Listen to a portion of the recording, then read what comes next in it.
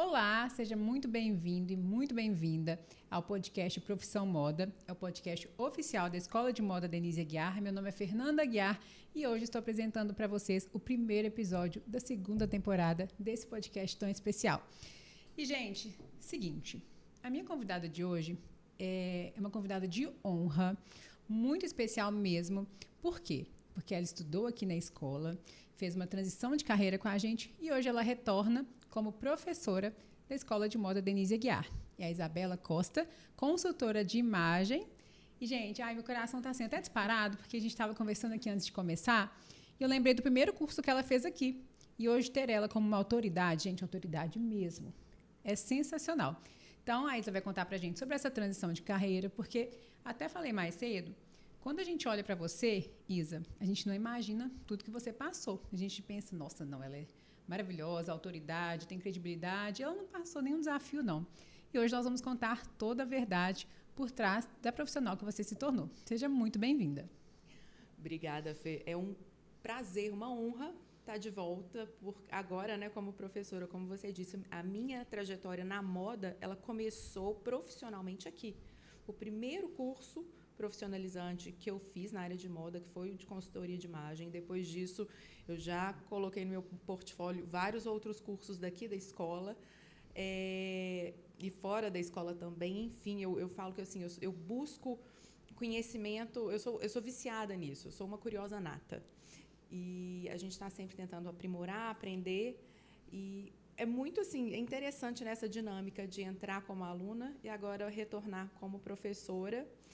E no meio desse processo, uma transição de carreira. Pois é, por isso nós vamos começar lá no início, mas eu não quero no início da transição, eu quero lá na sua infância. Uhum. Muitas vezes, Isa, acho que você deve acompanhar, a gente conversa com pessoas que estão passando por uma transição de carreira e falam, eu sempre gostei, minha infância, eu sempre falava de moda, mas eu não tive apoio da minha família, pensavam que era uma loucura, me falavam para buscar uma profissão mais segura. Eu quero saber como que foi isso. Desde a infância você tinha esse amor por moda ou isso surgiu depois? Conta detalhadamente, porque eu quero, assim, essa parte eu realmente não me lembro quando a gente conversou. Fê, é bem assim, parece que é tipo um padrão comportamental. E acho que até uma questão de contexto social, porque a moda ela não tinha aquela visão de credibilidade, de negócio, uma visão de negócio como a gente tem hoje. E eu realmente, assim, a visão que a minha família tinha sobre moda, do meu amor pela moda, era como se fosse algo muito restrito à vaidade, à roupa. E não é isso. Vou te falar, ser muito sincera, as minhas primeiras memórias que eu tenho da minha vida inteira, deve ser lá por volta dos 4, 5 anos de idade, eu tenho, assim, isso muito sólido. Eu, na casa da minha avó, a minha mãe às vezes saía para trabalhar, me deixava na casa da minha avó era costureira no interior. Não sabia. E eu ficava na sala de costura dela, no meio de retalhos, de aviamentos, de máquina de costura, de moldes. E naquela época, como é que as roupas eram feitas? Ela trabalhava com molde mesmo. E ela comprava muita revista Manequim. Não, é mesmo. E coloca na tela, quando for editar, coloca a revista Manequim. Isso. Vai gerar nostalgia. Nossa, super. E a revista Manequim, eu lembro que minha mãe dava de presente para minha avó assinatura anual. Então, tinha lá aquele monte de pilha de manequim. Você tirava o papel do molde, você passava com papel carbono, depois recortava o molde da roupa que você queria para fazer a roupa. E várias vezes eu já fui com a minha mãe, com a minha avó, em loja de tecido, comprar tecido para elas fazerem as roupas. Eu lembro perfeitamente da loja de aviamento, que eu adorava ficar vendo botão. Eu achava botão assim, a coisa mais incrível do mundo. Olha. E eu também sempre olhando as revistas de moda, isso pequenininha, isso com meus 4, 5 anos de idade. Já tinha esse interesse, Já né? tinha. Minha mãe sempre comprou revista de moda e eu, desde pequena, acompanhava São Paulo Fashion Week, que nem era São Paulo Fashion Week, era Fitoervas Fashion Week, que era o primórdio, mas tudo por revista, porque não tinha internet, era anterior. Depois a internet ela trouxe esse acesso, enfim. Ô Isa, eu gosto de comentar para as pessoas entenderem diferenças, porque hoje eu trabalho aqui na Escola de Moda Denise Aguiar, mas eu sou super comercial e marketing. Quando eu era pequena, eu também tinha esse contato com a minha mãe, que é a Denise, mas eu nunca me interessei. Não me interessava. Eu via ela fazendo aqueles desenhos assim, à mão livre, porque ela vendia esses desenhos lá em Divinópolis, mas isso não me gerava interesse de trabalhar com a moda nessa parte. Então, às vezes a gente pensa assim, então, porque na minha infância eu não tinha essas memórias, não é para mim. Não, eu tinha essa relação com a Denise, é muito próximo, mas eu trabalho com moda e amo, mas é comercial e marketing.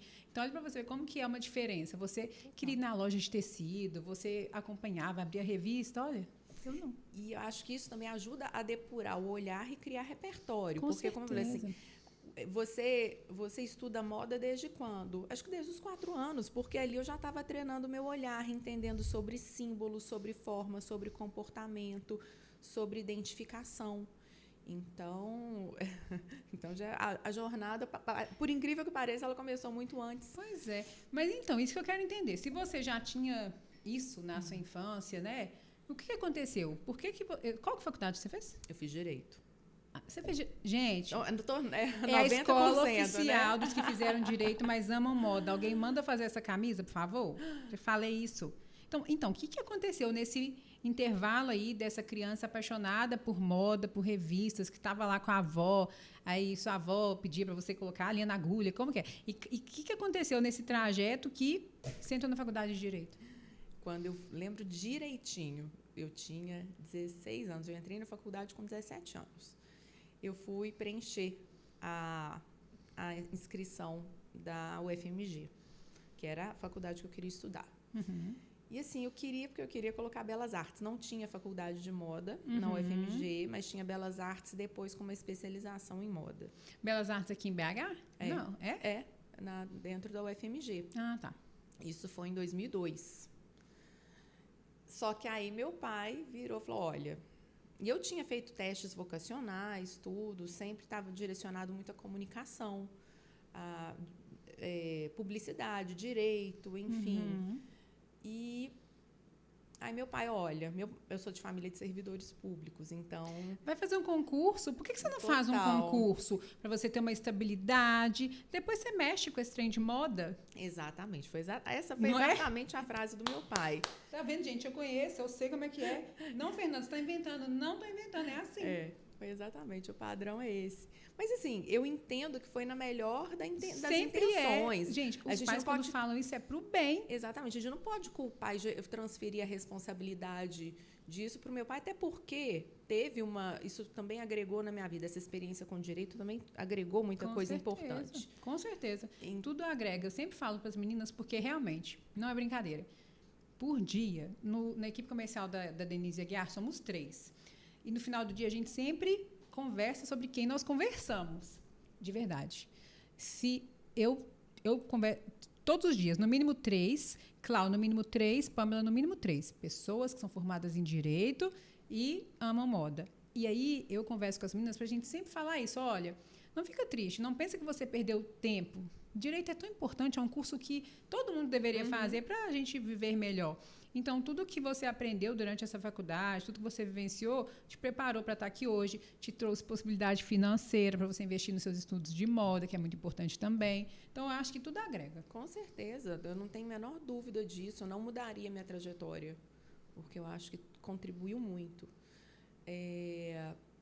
Então, né, uma menina de 16, 17 anos vai seguir o conselho do pai, que é mais sábio, Aí passei no vestibular de primeira, já fui para a faculdade de Direito. Você fez a UFMG? Fiz o UFMG.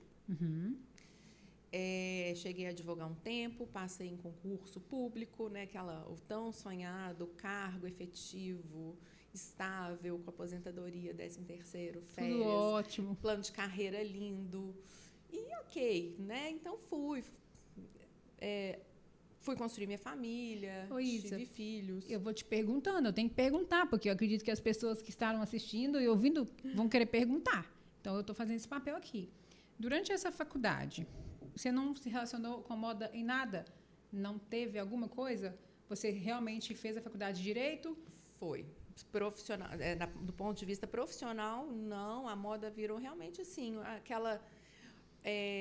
aquela relação de eu sempre gostei de me vestir bem.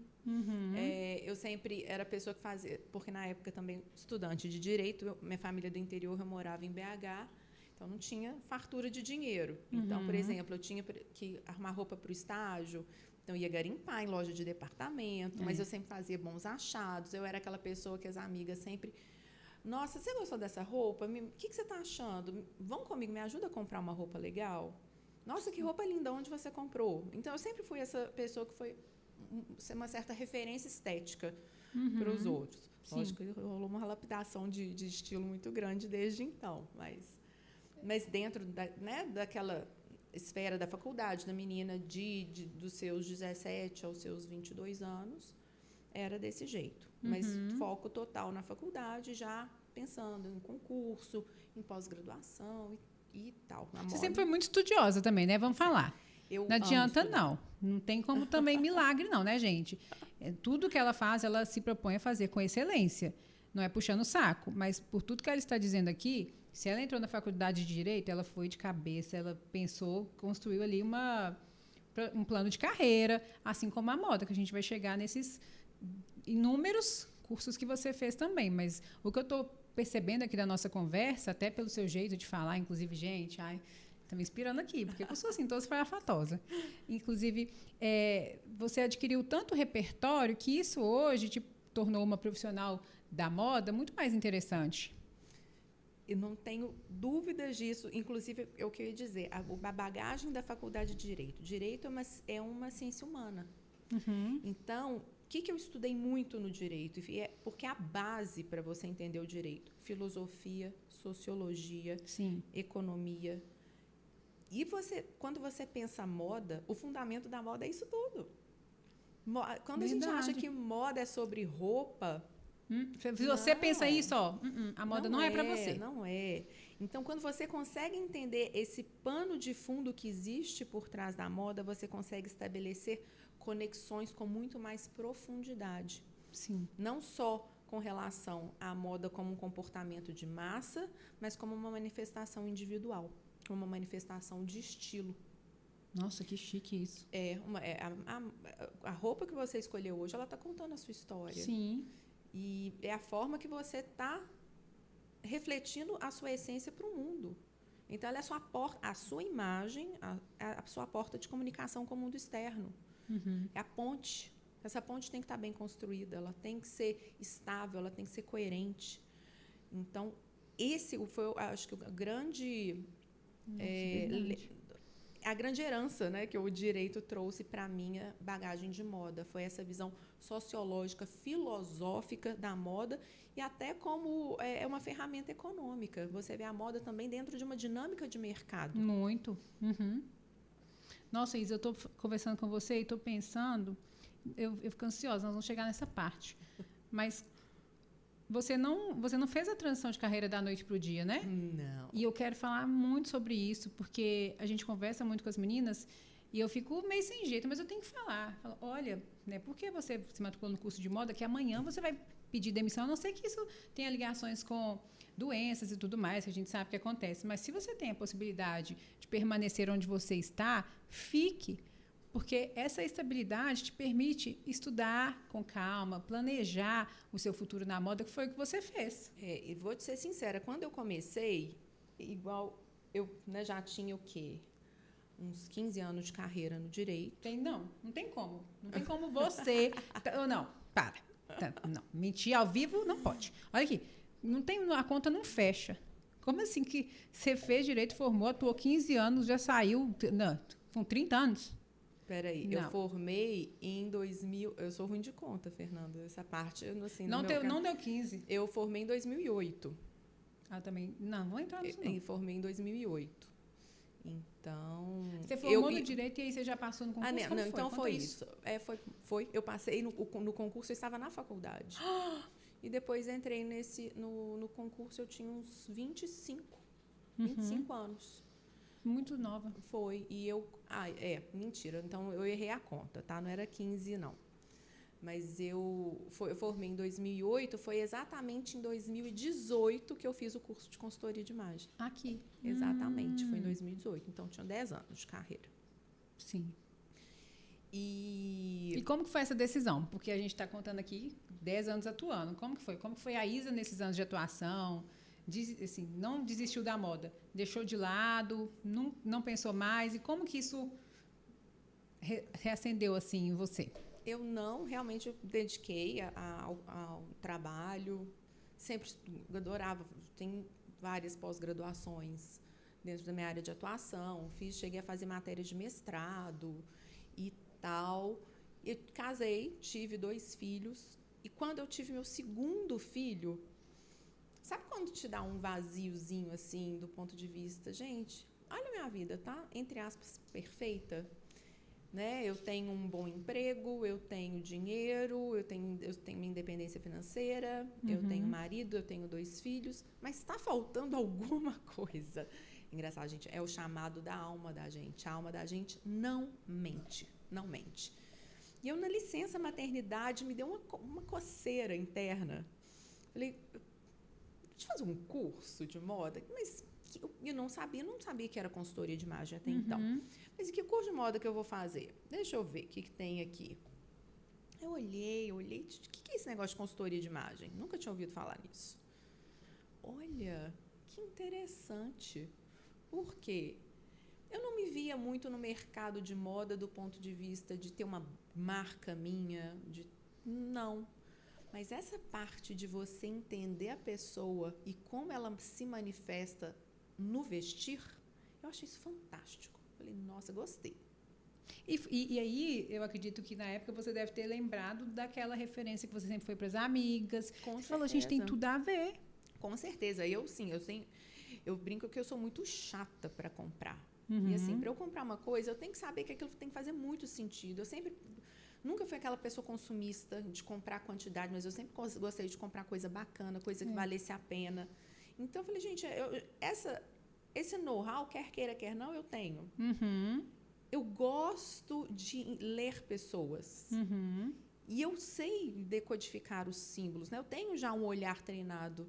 Então, vamos ver como é que vai ser. Fiz o curso, achei o máximo. Eu falei, não, eu quero trabalhar com isso, mas eu olhei e falei assim, gente, vamos fazer de hobby, né? Vou fazer uma conta no Instagram. Eu lembro demais. Eu lembro, inclusive, o lugar que você sentava. Depois a gente pode fazer uma foto lá. Verdade. Infelizmente, eu acho que eu não tenho no nosso acervo de fotos. Não é. Eu não sou desse tempo, eu sou mais antiga. Não tenho. Mas eu lembro onde você sentava. E super interessante, né? Porque eu lembro tanto de você falando, eu sou concursada, ainda trabalho, é totalmente hobby. E eu falei assim, não, vou começar atendendo nas horas vagas as amigas. Aí comecei a contar para uma amiga, aí a amiga fazia, a irmã da amiga fazia, indicava para outra pessoa. E o Instagram começou a crescer. Nisso, eu lembro direitinho, gente. Sabe aquele meme? Primeiro você começa, depois você melhora. Eu sou muito a personificação desse meme. Por quê? Conta. Eu lembro quando o Instagram já estava começando a crescer, ter visibilidade, já tinha, sei lá, em torno de uns 10 mil seguidores, mas eu não aparecia. Eu não aparecia primeiro, por causa do concurso, segundo, que eu era tímida. Então, era um perfil muito mais, só informativo, 100% informativo. Aí uma amiga da minha mãe, que tem uma loja em São João del Rei, ela me chamou, Isabela, vamos fazer uns conteúdos de moda para você dar dica e tal. Eu falei assim, eu? Jura? E hoje uma super referência em criação de conteúdo, faz com as melhores e maiores marcas. Tá vendo? Gente, é isso. Comece. Não coloque tanto empecilho, não queira fazer perfeito, que você não vai fazer. Tudo é uma construção. Exatamente. Não, olha aqui, eu nem lembrava disso, nem percebia que você era tímida, que você tinha esses receios, nem imaginava. Eu precisei fazer trocentos cursos de oratória. Olha porque que legal. Eu tinha pânico de falar em público, pânico de gravar. Eu falava assim, Santa Lu, porque ela tinha uma paciência comigo, porque eu ficava na loja 4 horas para gravar, tipo assim, sei lá, uns 10 stories. Porque eu tinha dificuldade, eu tinha dificuldade para falar, eu era travada, mas eu... E você se cobrava muito? Assim,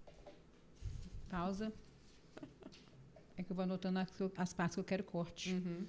Repertório. Por que você não faz essa foto, uma foto sua, com essa frase e posta no Instagram? Vai fazer hoje.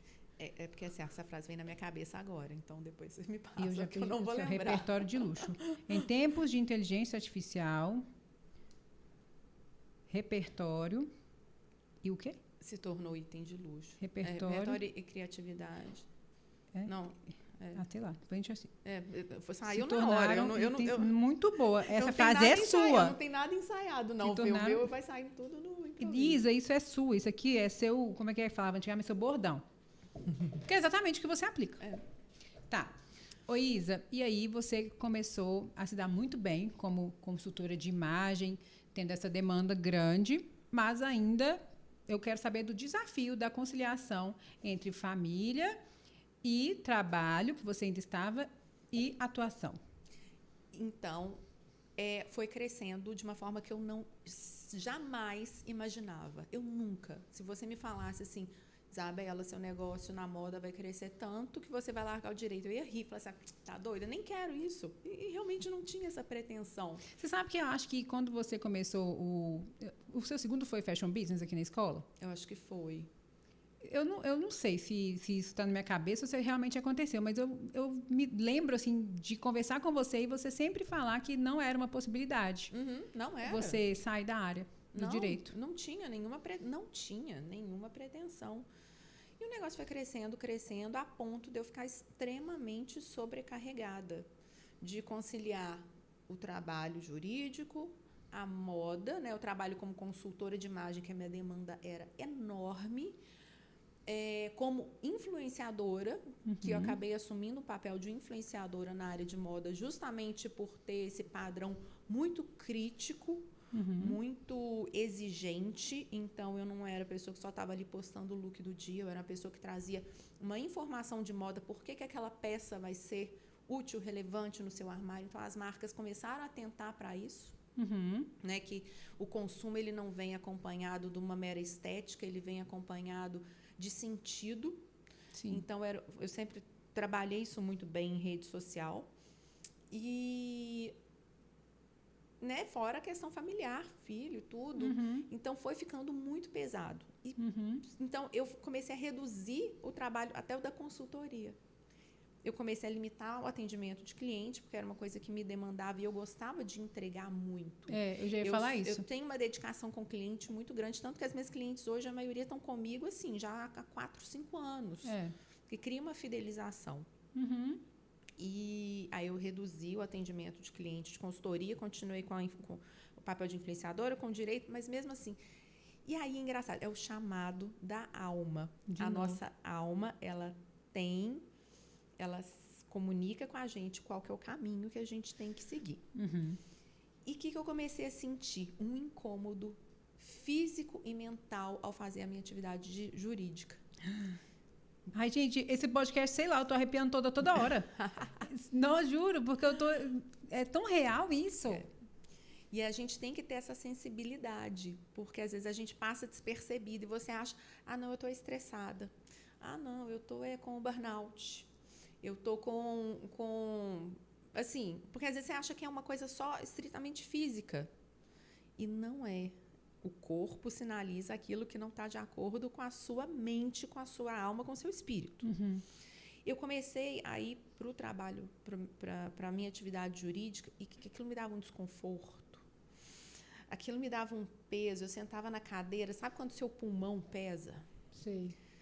O coração pesa, e eu comecei a não ver sentido naquilo. Eu falei, gente, eu não estou sendo útil aqui. O que eu estou fazendo aqui que está agregando de forma positiva na vida das pessoas? Qual o impacto positivo disso que eu estou fazendo? Ao contrário da consultoria, porque você literalmente salva pessoas através do seu atendimento. A gente sabe como que é o perfil. É um propósito. Você sentir de frente a frente que você fez a diferença na vida de alguém, gente, isso não tem preço. É propósito. E aí você fazia essa comparação. Exatamente. Eu recebo até hoje mensagens lindas de clientes minhas que falam tanto que foi um divisor de águas, o tanto que elas recuperaram a autoestima, o tanto que elas estão felizes. Eu tenho cliente que viaja, monta de mala de viagem. Eu falo assim, eu nunca tive uma mala tão funcional, meu marido tá adorando isso. Tipo assim, eu acho legal porque impacta de forma positiva a vida das pessoas. Acho que é para isso que a gente vê, que nós viemos ao mundo, né? Se não for para isso, por quê? Exatamente. E eu tinha muito esse estigma, que é uma coisa, uma crença herdada da sociedade, da família, de que moda é fútil. E não é.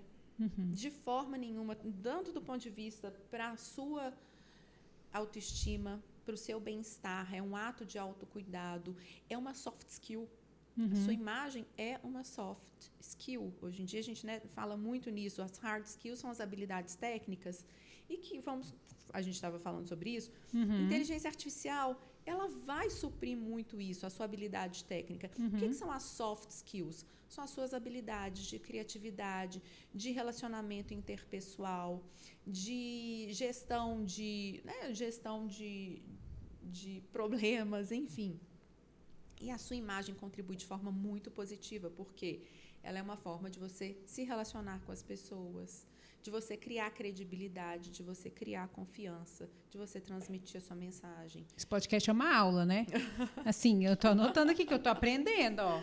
E vocês aí que estiverem assistindo, escutando, pega um caderno com a caneta. Teria que falar disso no início, né? Que é um pó de aula. Entendeu? Interessante demais isso. Então, a sua imagem te faz conectar com pessoas. E, às vezes, ali você vai desenvolver um contrato, desenvolver uma relação mais amistosa com o cliente. Então, quando você trabalha a sua imagem pessoal, você está ali, quando você investe na sua imagem, você está investindo, sim, em uma ferramenta de desenvolvimento pessoal e também uma ferramenta profissional. Com certeza, gente. Olha para você ver que coincidência. Ontem eu estava conversando de vídeo, inclusive é uma novidade, viu, gente? Agora, as pessoas que querem estudar na escola podem agendar uma conversa de vídeo para conhecer a escola e para a gente entender de verdade o que a pessoa busca. Aí, essa pessoa que eu estava conversando ontem me falou que ela tinha muitas habilidades. Ela já tinha feito vários cursos na área dela, que é arquitetura, muitos cursos mesmo, mas que ela não estava conseguindo subir de cargo dentro de onde ela estava. E olhando para ela de vídeo, sabia o porquê. Nada relacionado à aparência, assim. Eu sabia o porquê da imagem pessoal por completo. Aí eu fui explicar para ela essa questão, aí ela disse assim, faz todo sentido, porque tem uma outra pessoa nessa empresa que não tem metade dos cursos que eu fiz, inclusive muitos cursos da empresa que investia e ela nem tinha interesse em fazer. Olha para você ver, a empresa investia nessas pessoas, essa pessoa fazia todos e essa outra não fazia e já estava em cargos acima que o dela. E que ela tem certeza que era alguma relação da imagem pessoal, por isso que ela estava buscando o curso. E tem tudo a ver com o que você falou. Ela tinha as hard skills, mas ela não tinha as soft skills. Exatamente. Que era a habilidade interpessoal, às vezes até uma capacidade de oratória, um repertório. Assim, com às vezes certeza. a pessoa ela tem um repertório, mas ela não consegue articular aquilo para poder mostrar. Ela consegue, por exemplo, executar um projeto, mas trazer, às vezes, aquilo para relacionamento com o cliente, com o fornecedor, ou até com a chefia, ela não transparece. E hoje em dia isso conta muito mais. Ô, Isa, e o que você pode falar para a gente sobre duas coisas? Senão a gente já vai lá para o assunto da frente, eu vou esquecer. Duas coisas que você falou que me marcaram muito. Você disse que nessa fase que você começou a ir trabalhar, você sentia aquele chamado da alma. Só que a gente hoje em dia está vivendo um mundo tão corrido que às vezes a gente não tem nem tempo para parar para sentir o chamado da alma. Entendeu? Que é o filho chamando, aí você tem que fazer a janta, o jantar, aí você tem que estudar, você tem que trabalhar. Qual a dica que você dá pra gente, assim?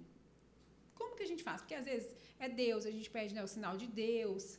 Como que a gente para observar se é mesmo um chamado? Como que a gente... Qual a dica que você dá pra gente realmente entender, assim, tentar ter esse sentimento de um propósito? A primeira... Assim, o fundamental você já até falou, que eu acho que é a questão da espiritualidade. Porque a alma, ela está estritamente relacionada com essa questão da espiritualidade. Nosso corpo aqui, ele é mera ferramenta, mero instrumento, que faz a gente estar aqui fazendo algo, a gente está se relacionando com os outros, né? A gente está fazendo algo de bom ou de ruim, que seja. É a nossa alma, o nosso espírito, e é ela que nos conecta a algo maior. E foi justamente numa fase da minha vida que eu estava sentindo também um vazio espiritual. Eu brinquei, eu fui até numa terapeuta e eu falei assim, eu estou sentindo, parece que a minha conexão com Deus está meio falha. O Wi-Fi, o sinal do Wi-Fi está ruim. E assim, aí é uma outra questão, mas eu ia na igreja e não sentia o preenchimento disso. E é uma coisa que acaba acontecendo muito internamente, independentemente de rótulos religiosos. E foi aflorando uma intuição maior, uma clareza, porque o negócio é a gente desembaçar a lente. Sim. Você tem que desembaçar a sua lente da forma que você vê o mundo. Se você entra no modo automático, filho, jantar, estudo, trabalho, trânsito, rotina, a sua lente embaça. Exatamente. Então, às vezes, a gente tem que ver e começar a olhar a sutileza das coisas que estão por trás. E isso foi uma coisa que começou a me alertar. Igual eu te falei, aquele incômodo poderia ser um mero estresse. Eu falei, não, eu estou só estressada, tal. Mas eu sentava na cadeira para fazer os meus processos, aquilo me dava um peso, me dava um nó na garganta, uma sensação de sufocamento. E eu começava a pensar, o que eu estou fazendo aqui que está sendo útil para os outros? Porque, assim, eu não vejo sentido em estar aqui recebendo dinheiro para fazer uma coisa que não te completa mais, não preenche. Que eu não vejo senso de utilidade para o mundo. Então, a gente pode considerar, Isa, que é essa aproximação mesmo de Deus, independente de rótulos religiosos, manter esse caminho próximo é um alimento para a alma mesmo, e a gente fica mais sensível, né? Sim, exatamente. A sensibilidade. Nós, mulheres, principalmente, a gente tem a intuição de fábrica muito aflorada, mas a questão é que você tem que saber ouvi-la. E você dá espaço para ela se manifestar. Então, ela vai te dando o caminho, ela vai te dando a direção. E quando eu entendi que aquilo estava estagnando a minha energia, estava me tomando um tempo, uma energia que não... Isso é a vida passando. E eu falei, gente, eu preciso abrir espaço se eu quiser fazer algo maior no que realmente faz sentido, porque ali era a minha zona de conforto. Eu tinha meu dinheirinho, um salário muito bom. Eu tinha estabilidade, férias, aquela tranquilidade toda. Estava tudo ok. Eu conseguia tocar meu trabalho com tranquilidade, sem ficar sobrecarregada. Conseguia também fazer meu dinheiro na consultoria, com a influência e tudo. Mas eu falei, não é só sobre isso. Não é. Eu estou aqui na zona de conforto, mas sabe quando tem um chamado, fala assim, olha, dá para ir além. Vamos, ao invés de ficar bifurcando o seu caminho, vamos focar em um só? E Fê, realmente assim, eu fiquei 1 ano maturando essa ideia. Um ano, para tomar coragem. Porque tem que ter coragem. Tem que ter coragem. E planejamento. Com certeza. Porque eu tenho certeza que foi 1 ano pensando e planejando. A gente, não é o ideal você não planejar e dar a louca e abrir mão de tudo que você construiu até hoje para viver do seu propósito. Porque isso pode te assustar, de repente. Com certeza. Então, esse 1 ano, eu acredito que foi 1 ano de planejamento e realmente assimilar se é isso mesmo. Com essa aproximação maior de Deus, a gente acaba recebendo outros sinais, porque essa sementinha ficou plantada no seu coração. Eu tenho certeza que nesse 1 ano você recebeu esses sinais de várias formas, né? As pessoas falavam alguma coisa com você e você pensava, meu Deus, é isso, olha, não é? E foi uma coisa também que eu evitei falar para as pessoas, porque eu sabia que ia ter muita gente que ia me desmotivar. Você é doida? Que você vai largar seu concurso? Total. Nossa, Isabela, no mundo de hoje, olha, com esse tanta país, estabilidade financeira, né, tal. Tudo que todo mundo quer, você tem. Exatamente. Não é isso? Gente, exatamente. Eu imagino. Nossa. E aí, terapia em dia? Tá em dia. Importante, né? Super. Para aguentar isso, porque tem. Sinceramente, se você... Gente, presta atenção, tudo tá ligado. Olha só, a gente está contando esse podcast tudo. Se você não está forte emocionalmente, aí você está pensando nessa transição de carreira, né? 100% na questão de realmente mudar de área. E vem uma pessoa... te fala algo, se você não está forte, aquilo te destrói. Se você não está firme na sua convicção, você acaba implodindo todos os seus sonhos. Se você não tem certeza de si, você fala, é mesmo, né? Agora é muito interessante, Fê, porque assim, hoje eu dou aula de história da moda. Então, uma dos pilares da hora de construir esse curso é como que as histórias, né, toda a origem da moda, como é que isso pode influenciar nos nossos negócios, na nossa vida hoje e para construir coisas para o futuro. E tem vários cases de vários grandes designers, grandes couturiers que começaram na cara e na coragem, que abandonaram às vezes algo muito maior, fizeram loucuras porque acreditavam nesse propósito, nesse amor, foram movidos pelo amor pela moda, pela criação. Olha aí, esse inclusive é tema de algo novo que está vindo por aí, viu, gente? Exatamente. Olha que interessante, o povo nem imagina isso. E criaram carreiras incríveis. E fala assim, gente, mas ele começou assim, caramba, que corajoso. E uma frase que hoje é um dos meus bordões para mim mesma, porque eu tenho que me lembrar disso todo dia, que é: o universo não premia os covardes. Olha. A vida forte, gosta dos corajosos. Então, às vezes, quando você solta o que você tem, aquela certeza que você tem em busca do incerto, mas que é algo maior, mas tem aquela confiança cega, porque a fé e o medo, eles têm... são os dois a crença no invisível, né? A questão é cada um tem uma direção diferente. Então, quando você... Em qual direção você vai? Exatamente. Então, quando você larga o que você tem, mas acreditando, movido por algo maior que é incerto, o universo ele te dá um retorno. Ele gosta disso. Ele gosta quando confiam nele. Então... Gente, eu estou em choque aqui. É arrepio atrás de arrepio. Eu tenho certeza que quem estiver escutando vai pensar a mesma coisa, porque você está falando... Esse podcast é resposta. É resposta para muita gente, eu tenho certeza. É resposta para mim, é resposta para quem está ouvindo, assistindo, porque a gente... Eu não sei, você deve até saber qual que é o nome disso, mas o ser humano, ele tem a tendência a ir mais para o lado que desanima. Às vezes a gente fica esperando um motivo para a gente adiar as coisas. Mas isso é da nossa programação neurobiológica. Nós temos um sistema de crenças, de traumas, né, de tudo que às vezes nos contaram, as vivências familiares, nossas experiências, elas nos colocam numa situação que você não quer ir além do conhecido porque é desconfortável. Com certeza. Você fazer uma coisa nova, ela te exige uma energia que às vezes assim você não quer gastar. Então você até cogita, eu vou tentar. Mas aí começa a ficar difícil, fala, quer saber? Não vou mexer com isso. Então, por isso que assim, eu acho que esse chamado da alma, ele tem que ser forte a ponto de te tirar, ele vai criar um desconforto tão grande ali do jeito que você está, que é isso que te impulsiona. Ô, Isa, e a gente já está caminhando aqui para o final, mas eu não posso deixar de perguntar. O chamado da alma, ok.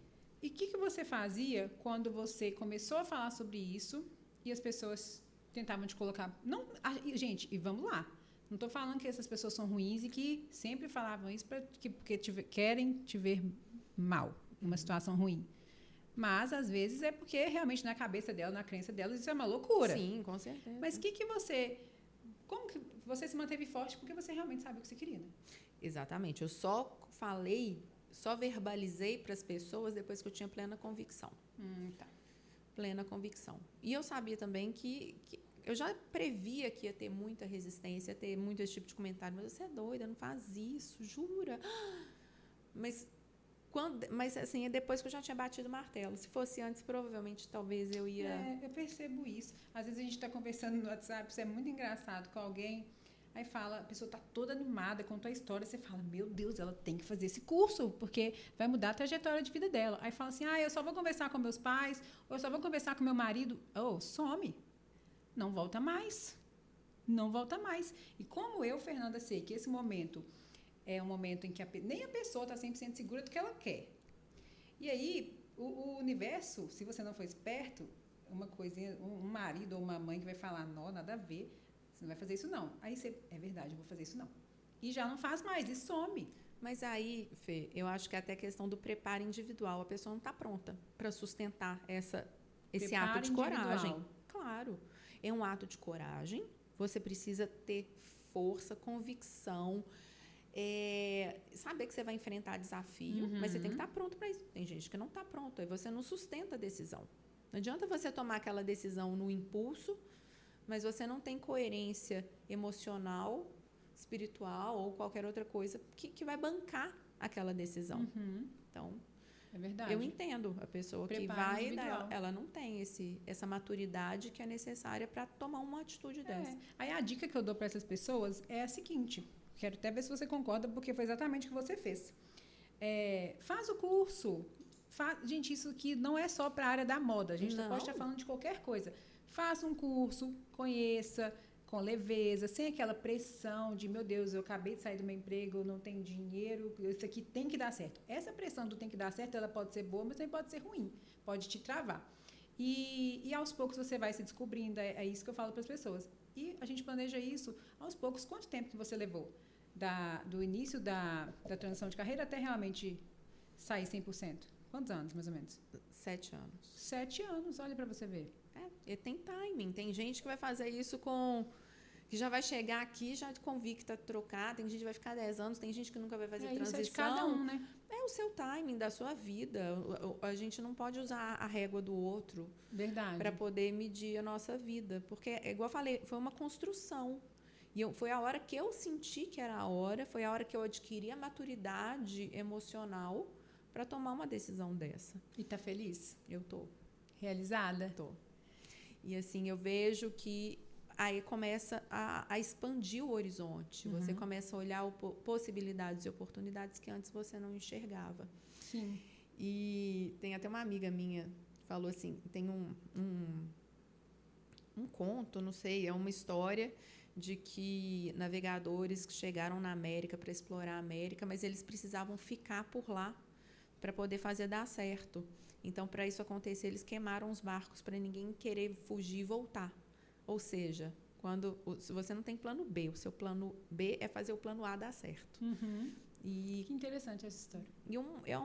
Quando a gente bate o martelo, fala, ok, agora é só isso, você se empenha muito mais, você direciona muito mais a sua energia para poder fazer dar certo. Exatamente.